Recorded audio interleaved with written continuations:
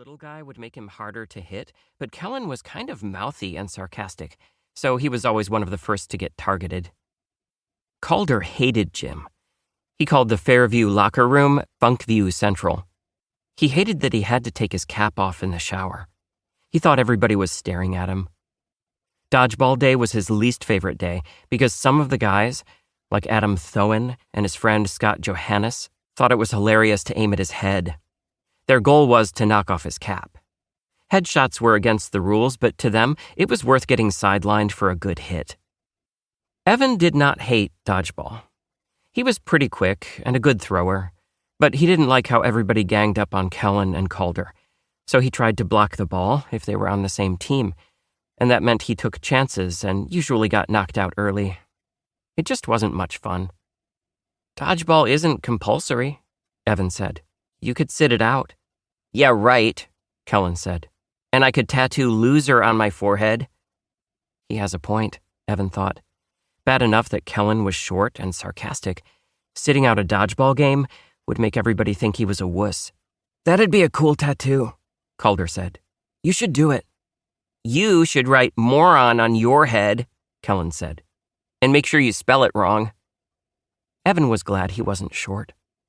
Or bald. He was glad he wasn't big and stupid and mean like Adam Thoen.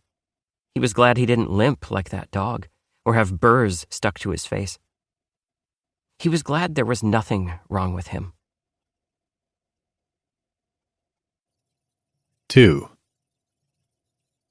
The dog stopped running once the bus was out of sight.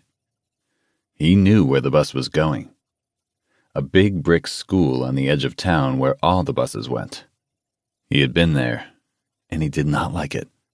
Too many buses and cars. He sneezed to clear away the diesel fumes, then trotted unevenly across the stubbly cornfield toward the wooded area down by the creek. Twice he stopped to paw at the burrs on his face and bite at the large burr stuck between his toes. He continued limping toward the woods. He avoided the patch of burdock this time, found a narrow opening, and followed a trail down to the creek. He waded into the running stream and drank. The water was cold. It tasted good. It felt nice on his feet. The dog splashed back to the bank, climbed out, and shook himself, then took the path along the creek until the cat house came into view. From the edge of the woods, the dog watched, looking for movement in the windows. Usually, the people were gone in the daytime, but not always. The cat hid when the dog showed up. That was fine with him. He was not interested in the cat.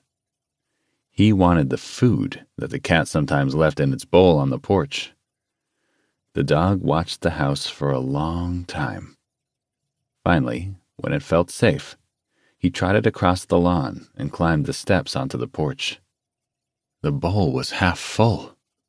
The dog ate the cat's food, then walked around the house to the bird feeder. Sometimes a chunk of suet fell to the ground, and suet was good too, but there was no suet that day. The dog licked up some birdseed. That was not so good. He checked the area around the trash cans.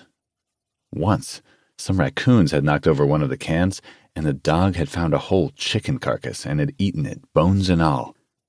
That had been good. But on this day, the cans were upright, and there were no treats on the ground. The dog headed back to the woods. At the edge of the trees, he stopped and looked back.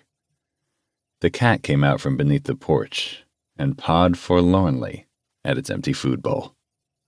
A deer trail led through the trees to a grassy meadow where deer liked to bed down at night.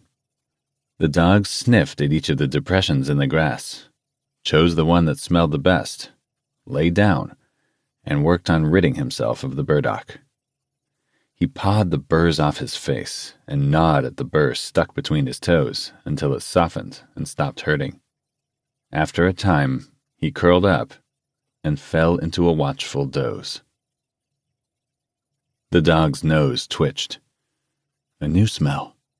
Not a deer. Not a dog. He raised his head and pointed his eyes and ears upwind, toward the smell. A shadow moved through the trees at the edge of the meadow.